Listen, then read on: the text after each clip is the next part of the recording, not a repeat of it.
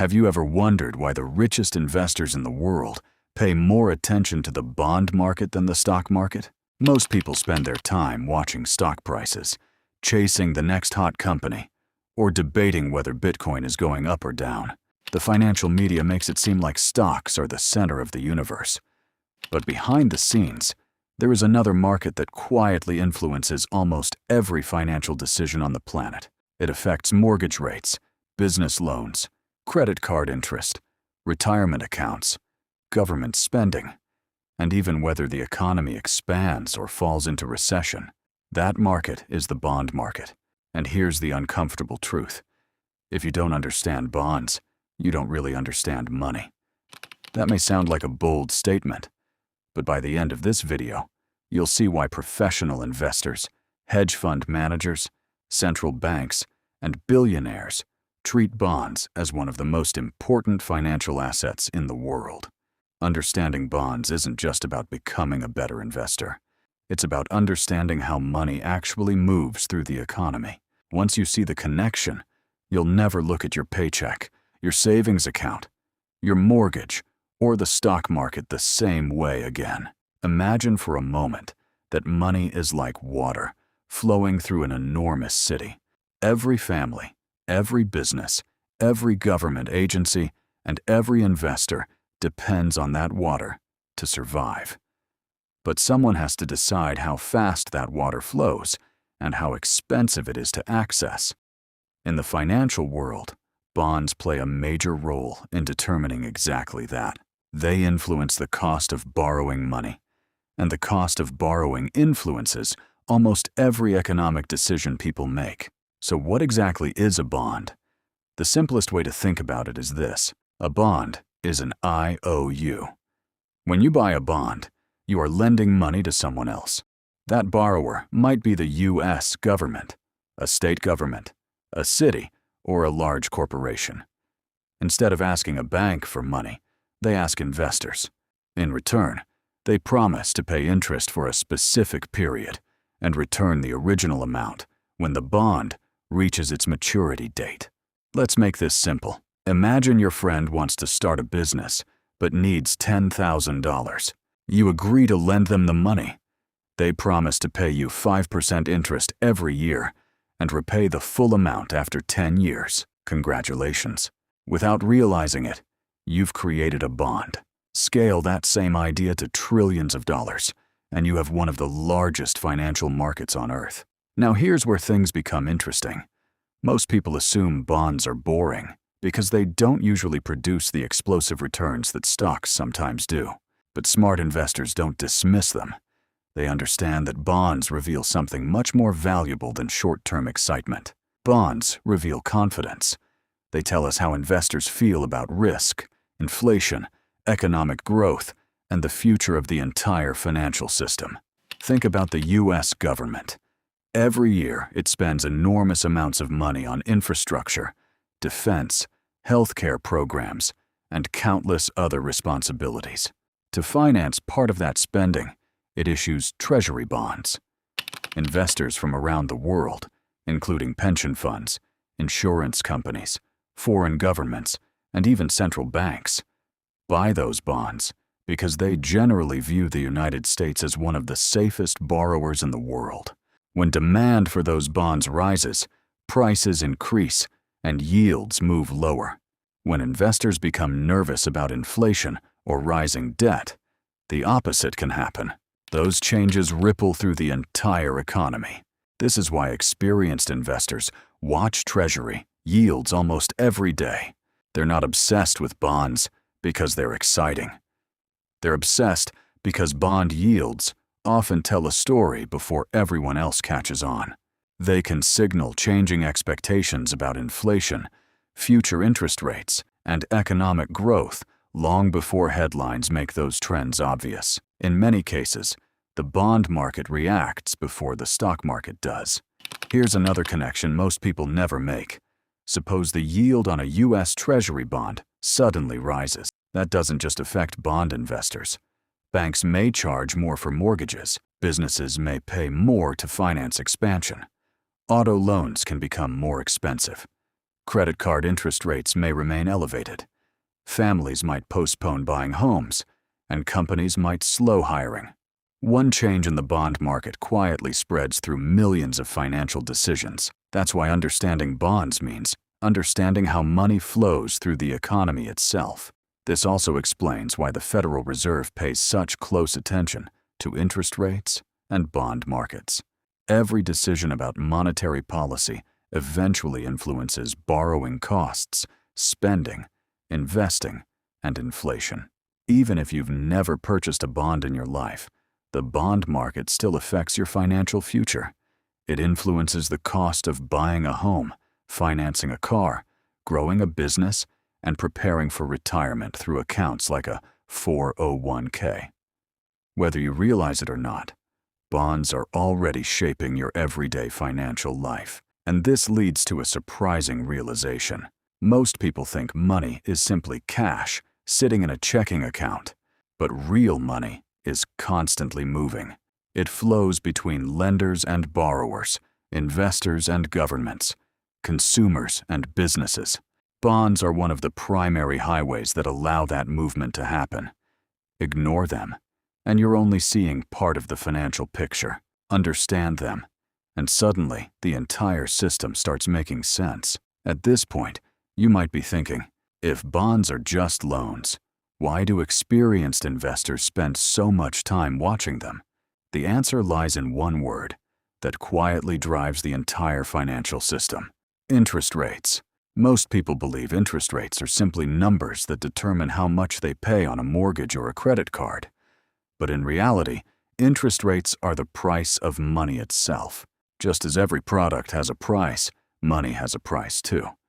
And the bond market is one of the biggest places where that price is constantly being discovered. Here's where things get fascinating.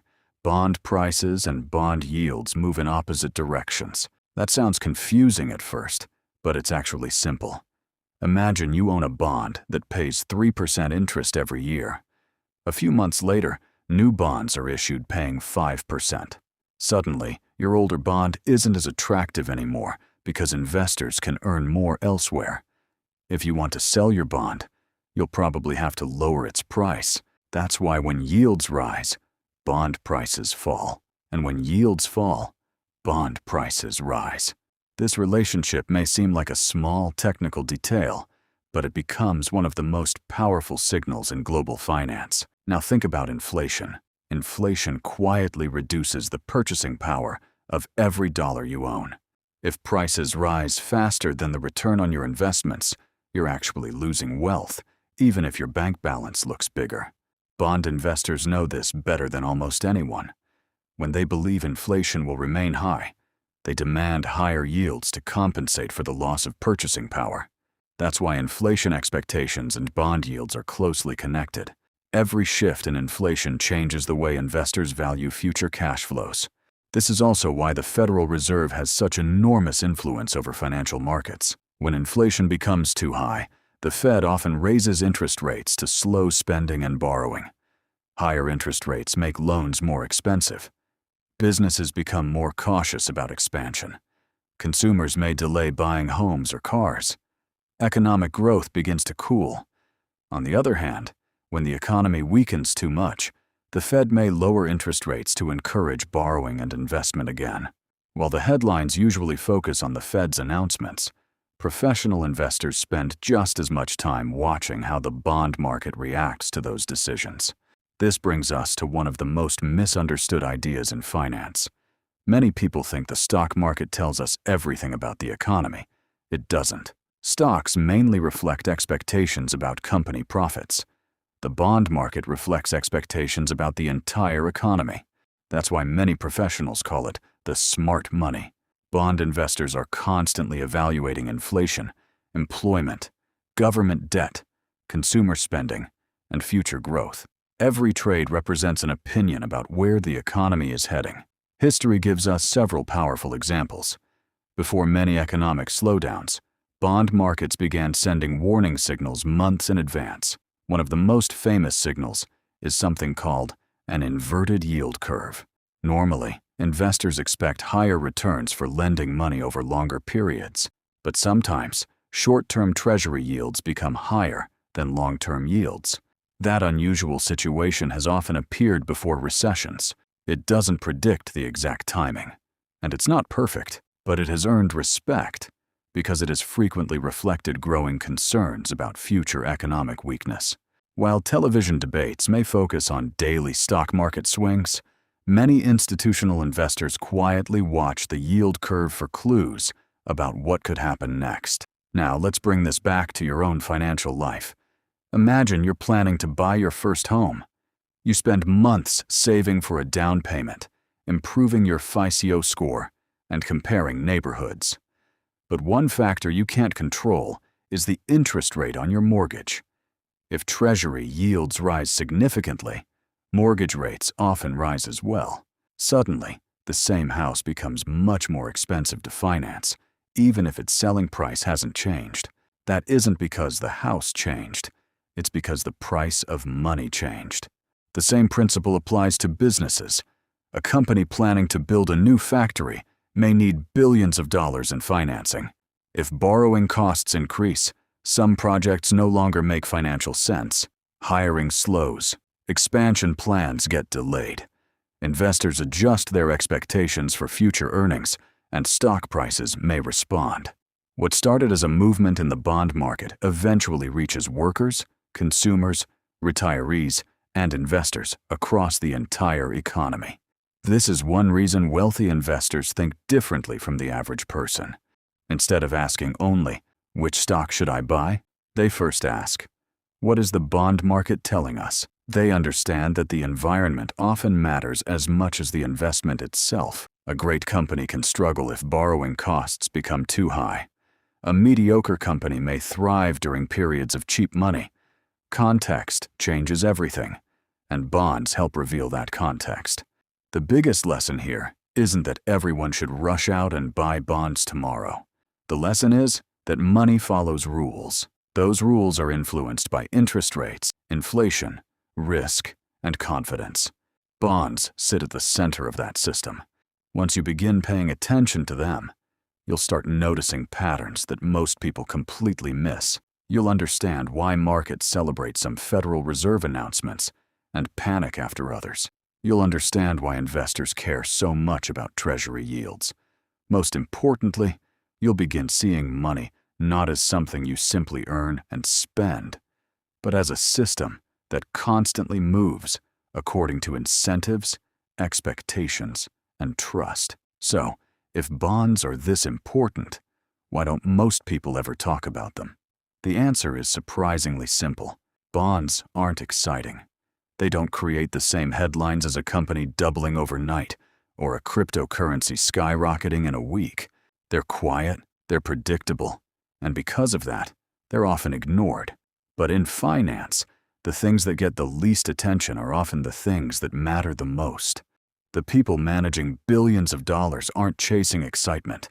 They're trying to understand risk, and the bond market is one of the clearest places to measure it. Think about some of the largest investors in the world: pension funds that support millions of retirees, insurance companies responsible for future claims, university endowments, sovereign wealth funds, and many institutional investors all allocate significant portions of their portfolios to bonds. They don't do it because they expect bonds to make them rich overnight. They do it because preserving wealth is just as important as creating it. Building wealth is difficult. Keeping it is even harder. That's a lesson many individual investors don't learn until they've experienced a major market downturn. This is also why diversification has survived every generation of investing. During periods when stocks struggle, high-quality bonds have often provided stability, although there have been exceptions depending on inflation and interest rate conditions. That's why experienced investors don't ask whether stocks are better than bonds or whether bonds are better than stocks. They ask how each asset fits into a long-term strategy. Wealth isn't built by predicting every market move. It's built by managing risk while allowing compounding to work over decades. Now consider your own financial future. If you're contributing to a 401k, there's a good chance you already own bonds without realizing it. Many target date retirement funds automatically adjust their allocation over time. When you're younger, they typically emphasize stocks for growth. As retirement approaches, they gradually increase exposure to bonds to help reduce portfolio volatility. This isn't because growth suddenly becomes unimportant. It's because protecting decades of accumulated savings becomes increasingly valuable as you near retirement. This highlights one of the biggest differences between amateurs and professionals. Beginners often focus only on returns. Professionals focus on both returns and risk. Anyone can make money during a strong bull market. The real challenge is protecting capital when conditions change. Every major financial crisis has reminded investors that markets don't move in straight lines forever. Understanding bonds gives you another lens through which to evaluate uncertainty instead of reacting emotionally to every headline. The deeper lesson goes beyond investing. Bonds teach us something fundamental about money itself. Every financial system is built on trust. When you buy a bond, you're trusting that the borrower will repay you. When investors lose confidence, they demand higher returns to compensate for greater risk. That single shift in confidence can influence interest rates, business investment, consumer spending, housing, employment, and ultimately economic growth. In other words, money isn't just paper or numbers on a screen. Money is confidence, and bonds are one of the clearest ways that confidence is measured every single day.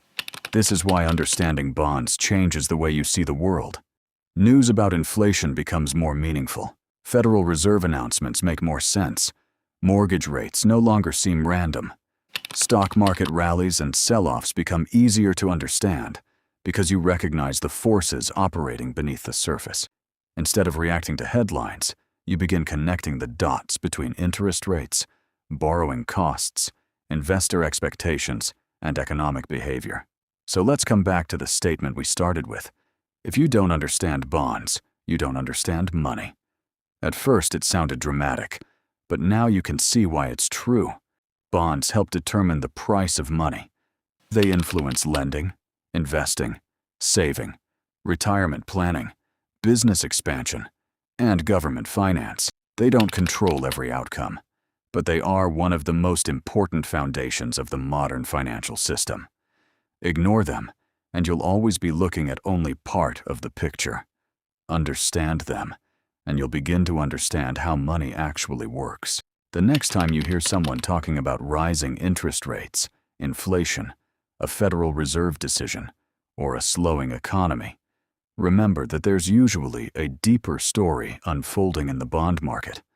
That's where many of the biggest financial signals appear first, and once you learn to pay attention to those signals, you stop thinking like the average consumer and start thinking more like a long-term investor. Because true financial education isn't about chasing the next trend. It's about understanding the invisible systems that shape every dollar you earn, save, borrow, and invest. And that's exactly why understanding bonds isn't optional. It's one of the first steps toward understanding money itself. If you enjoyed this video and want to learn how the financial system really works, subscribe to the channel and join us for the next episode. Because the more you understand money, the more control you have over your financial future.